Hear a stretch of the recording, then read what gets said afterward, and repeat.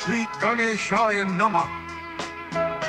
वक्रतुण्डमहाकाय सूर्यकोटिसमप्रभा निर्विघ्नं कुरु मे देव सर्वकार्येषु सर्वदा।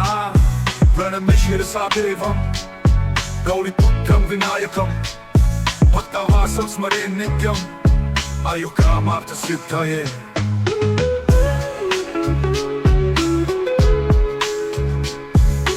नमस्कार। आज हम श्रीमद् भगवद गीता के 8वें अध्याय अक्षर ब्रह्म योग इसके कुछ बहुत ही दिलचस्प श्लोकों पर बात करने वाले हैं। श्लोक 20 से 28 तक। जी बिल्कुल।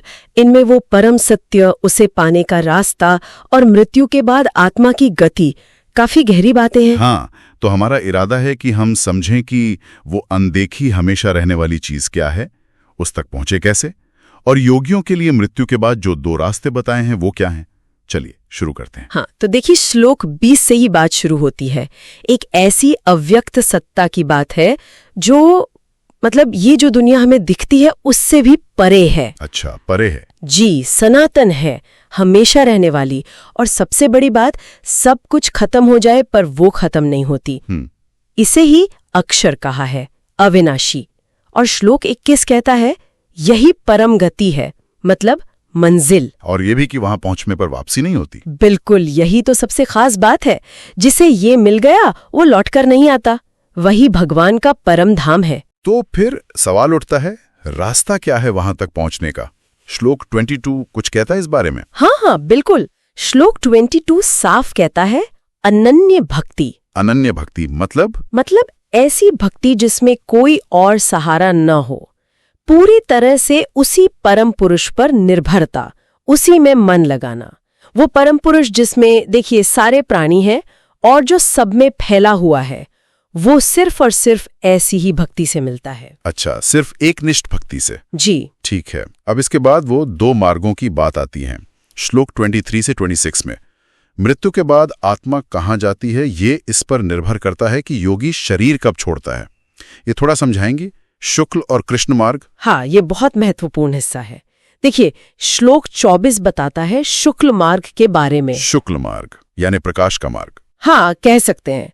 जो योगी अग्नि, ज्योति, दिन के उजाले वाले पक्ष यानी शुक्ल पक्ष और उत्तरायण के 6 महीने जब सूर्य उत्तर की ओर होता है, उस समय शरीर छोड़ते हैं तो वे ब्रह्म को पाते हैं और लौटते नहीं, मतलब मुक्ति। अच्छा, और दूसरा मार्ग कृष्ण मार्ग? वो श्लोक 25 में है।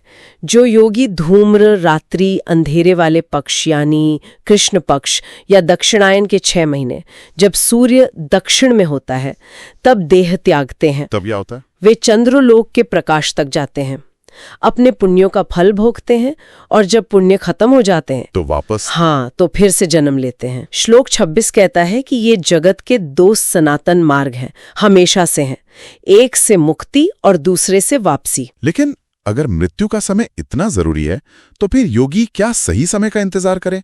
श्लोक 27 कुछ और कहता है शायद। वो कहता है कि इन मार्गों को जानने वाला योगी मोह में नहीं पड़ता। ये कैसे? बहुत अच्छा सवाल उठाया आपने। यही तो गीता का सार है। देखिए श्लोक 27 कहता है कि जो योगी इन दोनों मार्गों के रहस्यों को जानता है वो मोहित नहीं होता। क्यों नहीं होता? नियम है, गतियां है। उसका असली काम इन बाहरी चीजों पर निर्भर रहना नहीं है। उसका काम है हर समय योग में स्थित रहना, अपनी आंतरिक स्थिति को संभालना। अच्छा, तो ज्ञान और योग में टिके रहना ज्यादा जरूरी है, समय से भी ज्यादा। बिल्कुल। इसीलिए तो अर्जुन को सलाह दी गई है, तस्मात् सर्वेषु कालेषु योग युक्तो भवार्जुन। मतलब हर समय योग में स्थित रहो। ज्ञान और योग की स्थिति ही असली चीज है। और फिर आता है अध्याय का आखिरी श्लोक 28। वो तो जैसे एक नतीजा बयान करता है। सही कहा, एकदम निचोड़ है वो। श्लोक 28 कहता है कि जो योगी इस रहस्य को जान गया, मतलब परम सत्य और इन मार्गों का ज्ञान समझ गया, हाँ, वो वेदों को पढ़ने, यज्ञ करने, तप करने, दान देने, इन सब से जो भी पुण्य फल मिलते हैं ना, जी, उन सब को नेचुरली ही पार कर जाता है, उनसे ऊपर उठ जाता है और परम आदि स्थान को पा लेता है। वाह, मतलब ये ज्ञान अपने आप में ही सारे कर्मकांडों के फल से बड़ा है। एक तरह से हाँ, ये ज्ञान की समझ की श्रेष्ठता बता रहा है। कर्मकांड अपनी जगह है, पर ये तत्व ज्ञान उससे भी परे ले जाता है। तो अगर आज की बात को समेटें तो एक अविनाशी अनदेखा परम सत्य है। उसे पाने का रास्ता है अनन्य भक्ति। मृत्यु के बाद दो रास्ते हैं, एक मुक्ति का, दूसरा लौटने का, और इनका ज्ञान योगी को मोह से बचाता है। पर सबसे अहम है योग में टिके रहना और इस ज्ञान को समझना। बिल्कुल सही। और जाते जाते एक सवाल छोड़ जाते हैं सोचने के लिए। हाँ, अगर ये तत्व ज्ञान समझना, जैसा श्लोक 28 कहता है, योगी को वेदों, यज्ञों, तपो वगैरह के सारे पुण्य फलों से भी ऊपर ले जाता है, तो ये कर्म और अनुष्ठान के मुकाबले ज्ञान और समझ की ताकत के बारे में क्या बताता है? मुक्ति के रास्ते में सिर्फ जानने का, समझने का असली वजन क्या है?